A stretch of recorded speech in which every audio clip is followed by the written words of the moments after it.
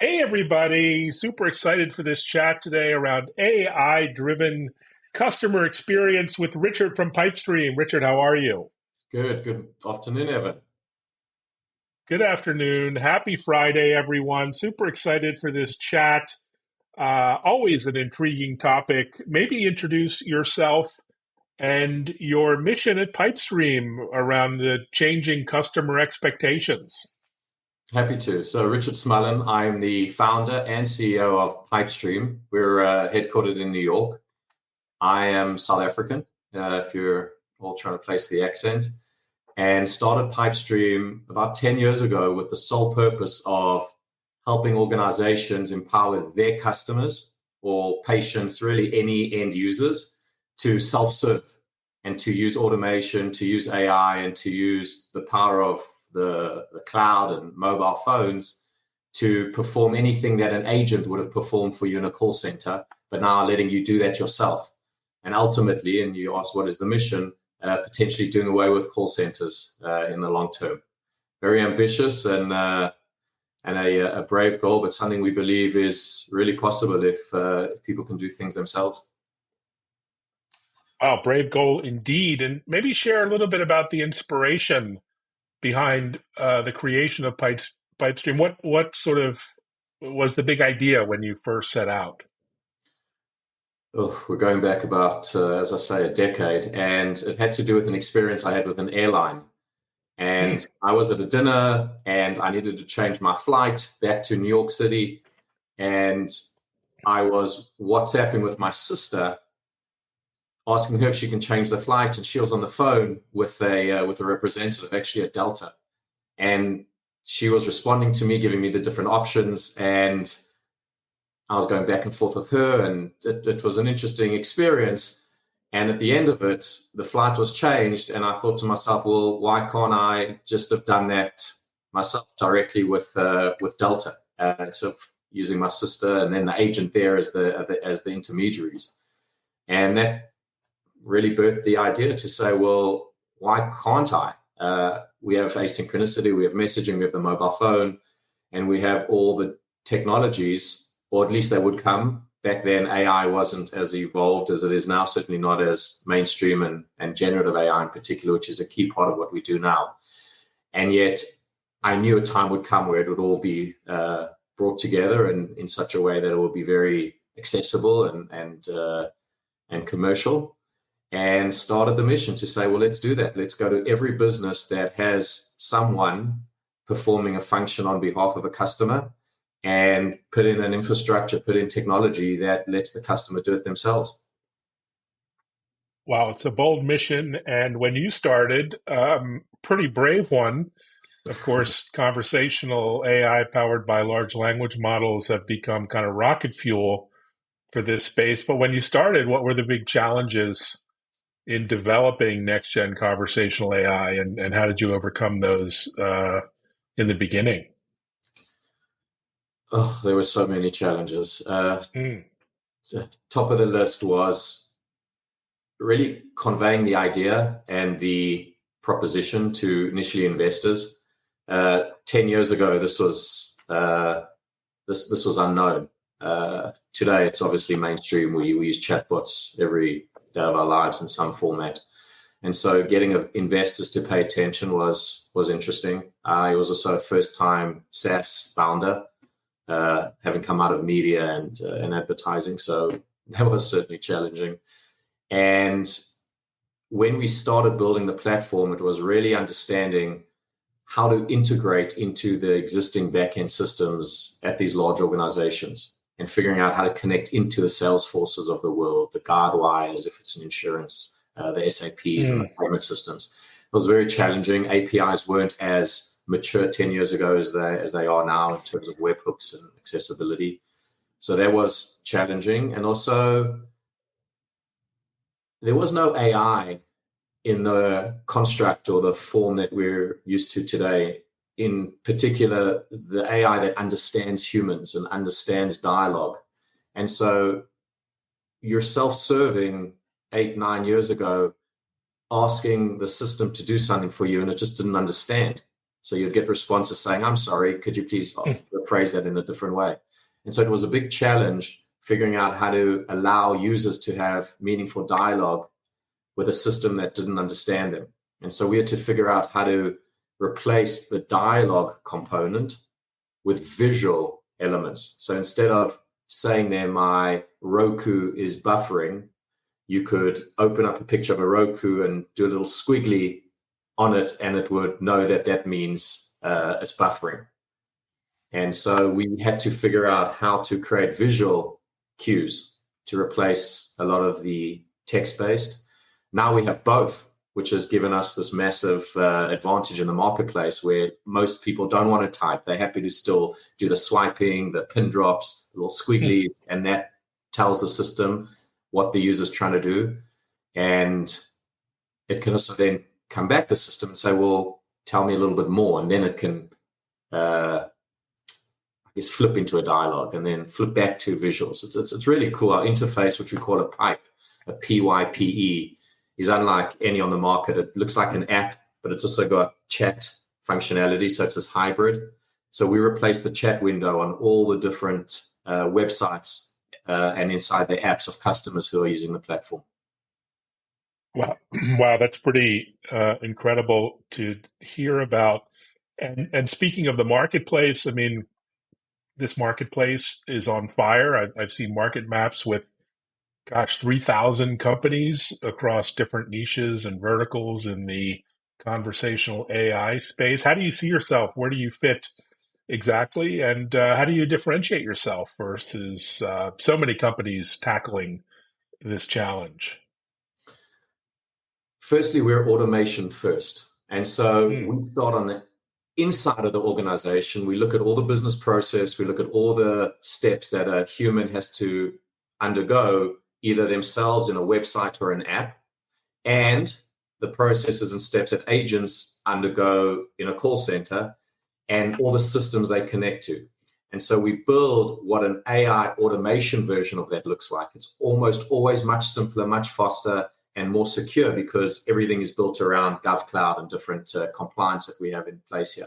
And so we'll re-architect all of these processes, simplify them, creating this digital, I want to say transformation because it's such an overused word. And yet when you do this, you are transforming very quickly. And then what we do is we connect it to the front end and we attach it to a large language model that we then attach to an action model, which then kicks off the different business process back to where we started, and it brings everything to life. And that way of implementing, which we actually do on behalf of our customers. So one of our key differentiators, aside from the way we design from the inside out, as I've just described, is we have a team that augments our customers' team. We go in there and we do this all for them. And we build the integrations, we train the models, we fine tune, we connect all the LLMs to their knowledge management systems as a full white glove service, if you will. And then after we've switched it on and we've connected it to users, we stay attached to the project for the life of our relationship with the customer, which in many of our customers' cases have been 5, 6, 7 years. We've got 7-year contracts with government. It's really a very long-term partnership because they trust us. They know that we're experts at this. So that's a big differentiator. Our speed to get this up and running is sometimes a week. The whole system is cloud-based. It's drag and drop, low code, no code. And then we've got over 2,000 of these little applications that are sitting in the back that are re-engineering the processes. We call these micro apps. These do anything from change a password to check your genomics results, to troubleshoot your Roku, to notify the insurer that you've had a loss, and everything in between. There's thousands of them, and we reuse those, so they're templatized. And then we've got over 300 integrations into big backend systems. So think of a Zapier, but on steroids, or an enterprise grade is what we have on the back. And those are all templatized. So then between this service called PipeX that does the implementation, plus all our templates, plus all the connections, plus all the AI, we're able to get up and running in, as I say, in days. And the visual experience is unique. It's part of our 11 patent portfolio, which we hold very dearly because 10 years ago, patenting chatbots, automation, conversational AI was unique, and we've got some very strong IP. And this visual experience is so unique that when it's all switched on, it's unlike anything on the market. And so we're very proud of it. We've got a team of 85 people at Pipestream, mainly engineers in this implementation team. And customers include Procter & Gamble, they include Max, so Warner Brothers Discovery, AT&T, it's Clear, the TSA, so TriWest, the Veterans Affairs, healthcare and health insurance. It's really a who's who of the Fortune 500-esque companies who want to transform. They want to transform very quickly, and they realize that that happens by empowering end users to do things on their own and not rely on apps and websites anymore, and not on call centers, certainly. Phenomenal. It sounds extraordinary. And how do you, with those clients, kind of measure the success, the impact of the platform on the business? What are the kind of metrics you tend to look at? And by the way, that's another big differentiator is the analytics part of Pipestream. Everything sits on top of a heat mapping system and a user traversal control center. So we're able to watch users traversing through the entire process from the minute they mouse over and click on our pipe interface to open it, all the way through to the last action. And that could be a week later, getting a text message from the Pipestream system saying, click here to get an update on your claim, and it opens up the pipe again because everything is web-based. And so the analytics are very, very robust, and we track any metric that at the beginning of the implementation, we identify with our customers as why they're implementing this. Are they trying to reduce volume into the call center? Are they trying to increase customer happiness? We don't even think about satisfaction anymore. It's a bit of an abstract term. We believe you can actually see if people are happy or not. And so we measure happiness. We call Pipestream the happiness platform as a result. And so we can measure happiness through surveys, feedback, different questions that ascertain the state of mind. We can measure deflection rates from the call center, containment rates, speech to resolution. We can measure repeat use of the platform, attributed all to cost saving. We're a performance-based pricing model, and so if we prevented a call from going to a call center where it may have cost the company $3 to $10 for an agent to handle that exchange, we will charge 10% of that, so 30 cents to $1, allowing the customer to then drop that savings to the bottom line. So there's been massive profitability swings as a result of the Pipestream platform across a lot of our customers. Wow, that's extraordinary. The happiness platform, something we don't talk about at all in tech, is happiness or joy. So well done on that. And you have so many industries that you serve. I'm looking at your website, from telecom to banking and finance and retail. Care to call out any favorite children there that you have who are helping their customers at scale? All our customers, and we actually call them partners because we build this together with them. As I say, we have this team that gets inserted into the organization who becomes part of it. And when you do that, you build these very, very meaningful relationships and you learn the business. And so by doing that and having such a flexible platform, we're able to go cross industry. So we have everything from shopping malls to pharmaceuticals to streaming and mobility and CPG insurance, as you've mentioned. I'd say streaming, mobility, insurance, and that's health and personal lines, property and casualty, as well as the transportation clientele are very focused on this, and they have very, very ambitious goals to simplify their businesses, make everything automated, drive AI as that layer. And so we're finding those are the ones with the highest volume and the most desire to expand more and more on the platform. Part of the analytics also helps us find where are there more areas that we can build micro apps. And we have this whole Word Cloud Insights part of our platform that is telling us and therefore our customers, hey, look, Evan and this cohort of users are asking to do this on the platform. We don't have the micro apps and the AI trained for it. Can we quickly go build that? And if so, look what will happen. And that's how we've been expanding on the platform pretty rigorously, and our net retention revenues 120% plus, and there's really a lot of growth that we see. Again, hard to call out any of them. They're all tremendous and passionate about this process because they want their customers to be happy. That's at the end of the day the ultimate goal. Fantastic. Well, your enthusiasm is just amazing to see on display. What are you excited about in particular, either from a industry standpoint or from your own roadmap? Anything you care to share about where you're going direction-wise?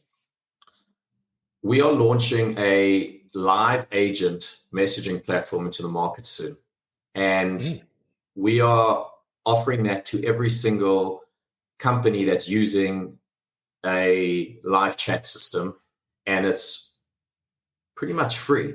And the reason we're doing that is because we want customers to not believe that that's where they should invest, that they should rather invest in automation and AI. So we're going to be offering this out broadly to the market. Anyone listening who's got live agent, live chat, it's there. It's called Pipestream Contact Center. It's a phenomenal product. We've been building it for 2 years, and it's really a way for you to move your investment from live agents, from live chat, onto something that's basically going to cost you nothing, knowing that from there you've got the foundation in place to start building in the micro apps, building in the automation, switching on the AI, and empowering your customers. I'm really excited about that product. It's going to do wonders in the market because there's no reason why with AI, with automation and these action models and everything I've described today, that there should be so much focus on live chat, live agents, and people helping people. So we're going to help usher that along by dislodging a lot of the incumbents in these call centers. So excited about that, excited about a next generation analytics platform that's got just so much more functionality, excited about the consolidation in the market. I think that while there's thousands of chatbot vendors out there, there's only a handful that can do this at scale, that can do this with the type of security required by government and other industries. So the FedRAMP types of regulation, the HIPAA, the ISO, FISMA, etc., which you need. There's only a few that have that, including Pipestream. So there'll be consolidation. There'll be a lot of cleaning out of the market. This is not a trivial problem to solve. We've been doing it for 10 years, and we've still got a lot to learn and a long way to go. While we believe we're the best, obviously everyone feels they're the best. We certainly have learned a lot of lessons and have a lot of expertise. And so we're finding a lot of our customers are coming to Pipestream after having tried other vendors, having tried to build this themselves, because they realize, wait a minute, this is a whole other world. When you're digitizing your business process and letting the interface be a dialogue, you've changed everything. And so you have to really understand the science, the cognition of the users, the mental state, the applications and their ability to do this very quickly. Someone says, I want to troubleshoot, and the troubleshooting system is delayed. That's a problem. So all the backend systems, everything needs to be in sync and harmonious. So excited just generally about how the industry is going to right size very soon. Well, it is exciting indeed. And how do potential clients kind of get started with Pipestream? Given a lot of people have some fear and trepidation about, disrupting the status quo of their operation, and maybe, a lot of technical debt or legacy out there. Any advice to, getting started on this journey to true conversational AI? Firstly, there has to be a champion. If there's no person who's willing to create the change, which, by the way, will create a legacy for this person. We've seen it now in 47 of our customers. The person who drove this has become the golden child in those organizations, because they were willing to just go against the trend and say, we've got to do this, it'll be quick. And we haven't let down. As I said, we've got this crazy net revenue retention and this loyalty. So find the champion. Once we have the champion, whatever they've previously done, we can take and port over. So we're not saying throw out anything. And we have starter packs, and we have quick start packs to get you up and running very quickly. And oftentimes what we'll do is you'll leave what you've built, your chatbot or whatever it is that you're using as your digital channel, and we'll spin up a Pipestream instance, and you'll just do A/B testing. And as you see what's happening on the Pipestream platform, we start switching off the other one and weaning the customers off. So it's in parallel. There's no massive disruption. We spend all the time and effort doing it. We don't charge for Pipe X, which is that process I described, because we want to help our customers get there. And we also are offering the first 10 customers, and hope you don't mind us putting it out there, that want to do this, that want to test this, that have a chatbot and want to try a pipe and just see how this will improve everything. We're willing to offer them a free POC to come on and get a sense for what this can do. And that will hopefully incent everyone to do this, because it's not even so much about the business. Your customers want this. Your customers don't want to make phone calls. They don't want to go through chatbots. And if they do, they're most often asking for a live agent. And that's expensive. It's just not the way you should be doing things now with all the technology out there. And so hopefully we can be part of the change. Part of the change, indeed. Making the change so extraordinary. Congratulations on all the work and success, and onwards and upwards, Richard. Thanks for sharing your vision and mission. And everyone, thanks for watching. Reach out to Pipestream, take them up on their offer. Thank you Thanks, so Richard. much. Really appreciate it. Thanks, everyone. Bye-bye. Take care.